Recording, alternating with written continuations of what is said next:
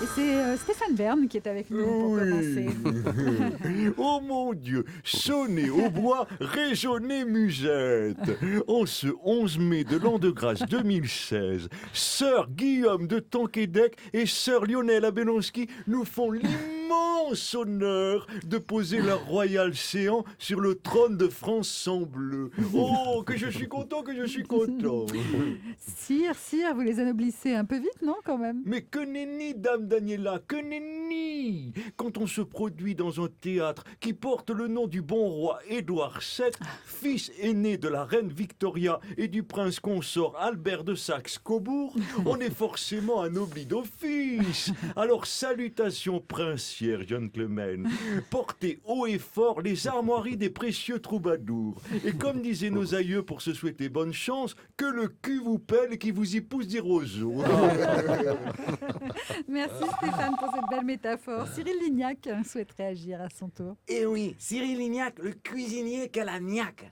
Alors moi, perso, je profite de la présence de vos invités pour donner une petite recette de circonstance que l'on pourra servir lors d'un dîner d'adieu. Ah, très bien. Alors, c'est quoi cette recette? Alors, pour des amis que l'on ne veut plus voir, c'est simple. Il faut préparer des œufs brouillés.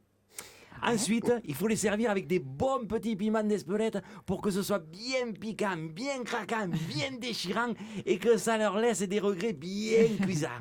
Et si vraiment ce sont des amis que l'on ne veut plus jamais, mais plus jamais revoir, on enchaîne avec une petite fricassée d'amanite phalloïde. Idéal pour une rupture définitive.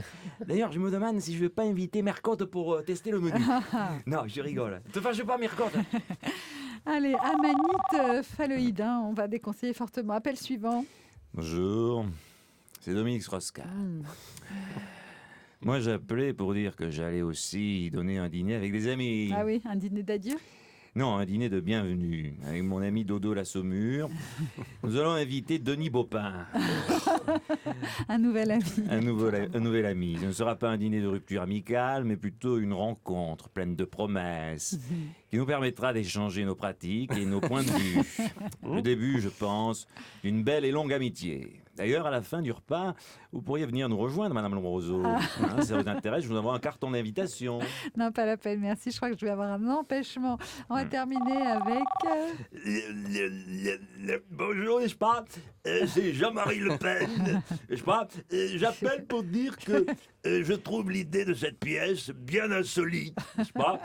Car voyez-vous, moi, ce n'est pas avec mes amis que j'aimerais rompre, mais avec ma famille. Et ce n'est pas lors d'un dîner d'adieu, mais plutôt au cours d'un duel à mort.